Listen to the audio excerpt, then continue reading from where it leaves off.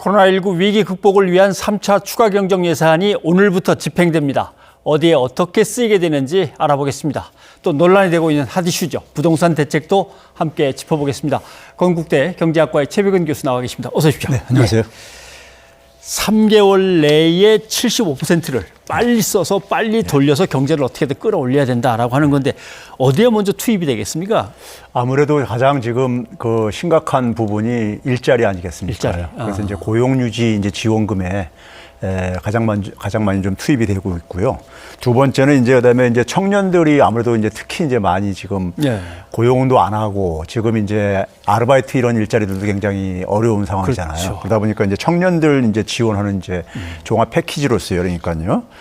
뭐 일자리뿐만 아니라 주거, 금융 뭐 이런 쪽을 이제 그러니까 교육이라든가 이런 쪽에 이제 청년들 대상으로 지원하는 게 있고요. 그다음에 이제 저도 이제 대학에 있지만은 지금 그 학생들이 제대로 수업을 못 받고 있잖아요. 네. 그래서 비대면 수업으로 이렇게 하고 있잖아요. 그렇죠. 그러다 보니까는 이제 학생들 같은 경우 이제 뭐 등록금도 반환해달라 이렇게 얘기를 하고 있고요. 그래서 이제 이런 비대면 교육 이제 좀 강화를 위해 가지고 좀 이게 이제 2학기도 지금 어떻게 될지 지금 좀 모르는 상황이거든요. 예. 이런 지금 상황에서는요. 거기에 좀 이제 비대면 교육에 좀 지원도 좀 강화를 하고요.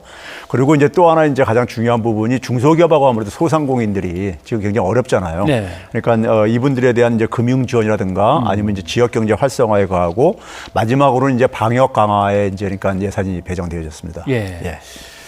되게 예산을 짜고 집행을 하다 보면 나름대로 빈 곳이나 넘치는 곳 또는 뭐 조정할 것이 생기니까 추가 경정을 하는 건데 한 번 하고 또 한 번 할 수 있지만 3차까지 하는 건 정말 모처럼입니다. 한 48년 만이라고 얘기를 들었습니다만은.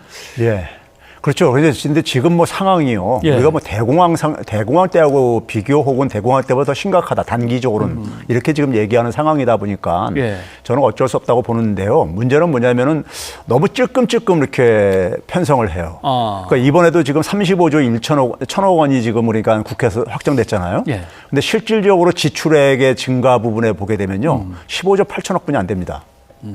그러니까 이제 그동안에 이제 그러니까 우리가 흔히 추경을 편성을 하게 되면은 일반 국민들은 그게 다 그러니까는 정부가 예산을 그만큼 더 투입하는 걸로 알고 있잖아요.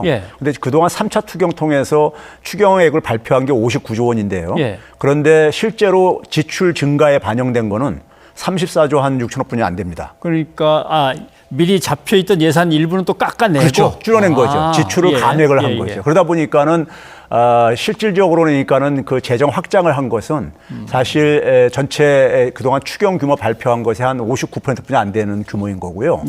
그러다 보니까 이번에도 보게 되면 한 15조 8천억 원 정도뿐이 안 되는 것이고요. 저는 그게 객관적으로 볼 때 국제사회 객관적으로 봤을 때 너무 적다.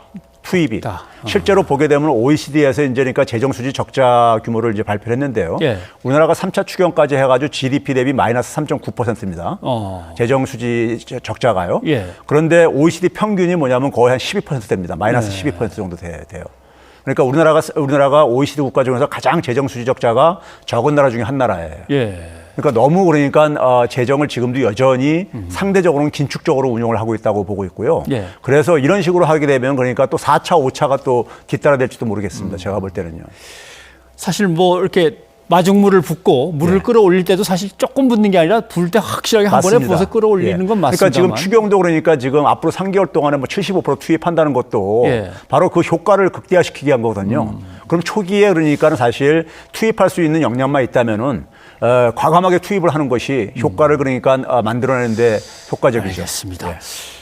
긴급 재난지원금이 이제 돌면서 이제 조그마한 상점들이 좀 이렇게 한숨 돌렸다가 다 썼나 봅니다. 요즘 다시 어려워지는 것 같더라고요. 그러니까 이게 이제 빨리 그리로 또 들어가고 돌고 돌아야겠군요. 근데 이 재난지원금은 더 이상 없다고 지금 기재부는 이런 입장이다 보니까요. 제가 볼 때는 한 3, 4회 정도 더 있었으면 좋겠는데. 한 번이 아니고 3, 4회 더? 필요하다고 생각합니다. 근데 말씀하신 대로 하려 보면 이제 야당에서는 당연히 지금 빚더미에 올라앉는 거 아니냐 이거 지금 부채가 이렇게 막 늘어도 되느냐 있는 돈 갖고 쓰는 게 아니고 어차피 이렇게 되면 또 국채 발행이 부를 텐데 이 걱정을 계속 하는 거죠. 근데 이제 국가 부채가요. OECD에서도 발표를 했어요. 근데 우리 3차 추경까지 해가지고 발표한 게 43.3%입니다. 43.5%요. 그런데 OECD 평균이 얼마냐면요. 127% 정도 돼요. 100% 한참 넘는군요. 그러니까 우리가 그러니까 OECD 국가 중에서 두 번째로 낮은 나라인데요. 에스토니아라는 나라가 에스토니아 나라는 한 123만 정도 인구가 되는 나라거든요. 이 나라를 제외하고는 우리가 제일 낮아요. 예. 그러니까 국제사회 기준에서 봤을 때 우리가 너무 그러니까는 국가 부채도 과도하게 걱정을 하고 있다. 그들 나라들은 그러니까 재정 건전성에 대해서 그러니까 그 우려를 안 해서 이렇게 쓰고 있는 게 아니란 얘기죠. 예. 근데 왜 우리만 유독이 그러니까 재정을 이렇게 우리가 긴축적으로 운용을 해야 되고 왜 국가 부채를 그렇게 과도하게 근거 없이 그러니까 걱정을 해야 되냐 이거죠. 예. 알겠습니다. 아무튼 아직은 우리에게 더 쏟아붓고 마중물을 갖다 끌어올려야 되는 이용해서 끌어올려야 맞습니다. 되는 그 타이밍이 있는데 야당은 너무 걱정만 한다라는 말씀이 되겠군요. 알겠습니다. 자, 부동산 얘기를 해봐야겠습니다. 아무튼 지금 상황은 최자가 많이 들어갑니다. 유동자금은 사상 최대. 맞습니다. 금리는 사상 최저. 맞습니다. 그러니까 이제 대통령도 부동산에 최선을 다하겠다. 이렇게 해서 최자가 계속 들어가는데 먼저 대통령 얘기 한번 좀 들어보고 넘어가야겠습니다. 지금 최고의 민생 과제는 부동산 대책입니다. 국회도 협조해 주시기 바랍니다. 이미 작년에 내놓은 12, 16 대책과 최근의 6.17 대책은 물론 곧 내놓을 정부의 추가 대책까지 포함하여 국회에서 신속히 입법으로 뒷받침해 주어야 실효를 거둘 수 있습니다. 예, 어떤 대책이 나올까요? 아무래도 좀 이제 그동안 우리가 사실 이 부동산 시장을요. 그동안에 이제 정부가 안정화시킨다 그랬는데 제가 일제도 말씀드렸지만 안정화라는 것은 가격이 폭등하는 것도 싫고 떨어지는 것도 싫은 겁니다. 근데 사실 지금 부동산 시장은 사실 상당히 거품이 저는 끼어 있다고 봅니다. 우리 경제적 구조상 봤을 때요.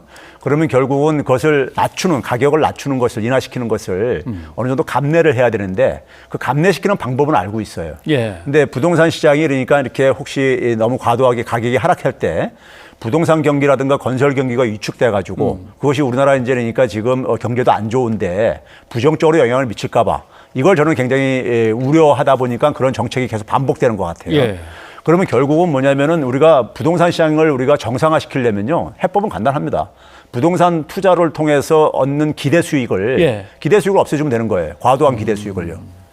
과도한 기대 수익을 없애준다는 얘기는 결국은 뭐냐면은 우리가 부동산 가격이 오를 걸 어느 정도 예상을 했을 때 거기서 예상되는 수입이 있을 것이고요. 그다음에 이제 거기에 투입되는 자금에 대한 비용이 있겠죠. 그게 이제 이자 비용입니다. 근데 이자는 지금 사상 최저란 말이에요. 그러면 결국은 뭐냐면 그 수입에 대해서 그 수입이 다른 데 투자했을 때보다 기대 수입이 높다면은 부동산에 자금은 유입될 수밖에 없어요. 그러면 그 수입을 그러니까 낮추는 방법은 과세를 하는 거죠. 세금을 통해서 그러니까 그 불로소득을 환수하는 것이죠. 그러면 그 세금을 그러니까 과감하는 수밖에 없는 것이고요. 그래서 이제 우리가 흔히 부동산 시장의 세금이라는 것은 거래 취득세 이 부분에 대해서 특히 이제 다주택자들이 많이 이제 부동산 시장에 소위 투기적인 역할을 하고 있기 때문에 다주택자들의 그러니까 주택 거래를 원천적으로 차단시키는 방법이 이제 그러니까 거래세나 취득세를 강화하는 것이고 그다음에 이제 그러니까 보유하고 있는 기간 동안에 장기간 보유할 수가 있거든요. 그걸 감내하면서도요.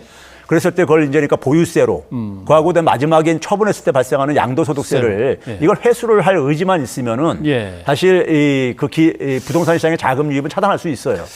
그 의지를 발휘를 갖다 선뜻 못하니까 다수주택자를 규제한다 그러면 또 법인으로 빠져나가고 법인을 잡으려고 하면 뭐 세대 분리를 하고 위탁 관리를 하고 방법을 계속 짜내는데 말씀하신 대로 분명하게 갖고 있는 사람은 세금 팍 내게 이렇게 하면 된다 이거죠. 맞습니다. 그러니까 지금 우리 사회가 보게 되면은 국가적으로나 기업이나 개인이나요. 자금이 우리가 부동산 시장에 자금이 많이 유입된다는 얘기거든요. 부동산 시장에 유입된다는 얘기는 다른 데 자금이 이게 투입이 됐을 때 얻어지는 기대 수익이 너무 낮다는 얘기예요. 그러니까 개인들도 그러니까 미래가 불확실하다 보니까 부동산 시장을 통해서 그러니까 자산을 한 방에 그러니까 좀 이제 어쨌든 간에 좀 축적할 수 있는 이런 기대 심리가 굉장히 있고 기업들도 새로운 수익을 못 만들어내면서 기업들이 굉장히 이 부동산에 많이 투자를 하고 있어요. 토지예요. 그러니까요. 그럼 그것도 결국은 뭐냐면은 생산적인 이런 수익을 사업을 못 만들어내다 보니까는 그쪽으로 가고 있는 거거든요. 이제 그런 상황 속에서 국가도 결국은 뭐냐면 부동산 건설에 이제 솔직히 말해서 인질이 잡혀 있는 거죠. 그런데 이제 부동산 시장을 정상화를 안 시키게 되면은 오히려 그러니까는 많은 이 국민 경제에 부담을 준다는 점에서는 방치할 수는 없다고 생각합니다. 아무튼 최고의 급한 과제라고 대통령이 지시를 했으니까 확실한 대책이 나오는지는 좀 지켜봐야 될 것 같습니다. 기대하겠습니다. 고맙습니다. 감사합니다.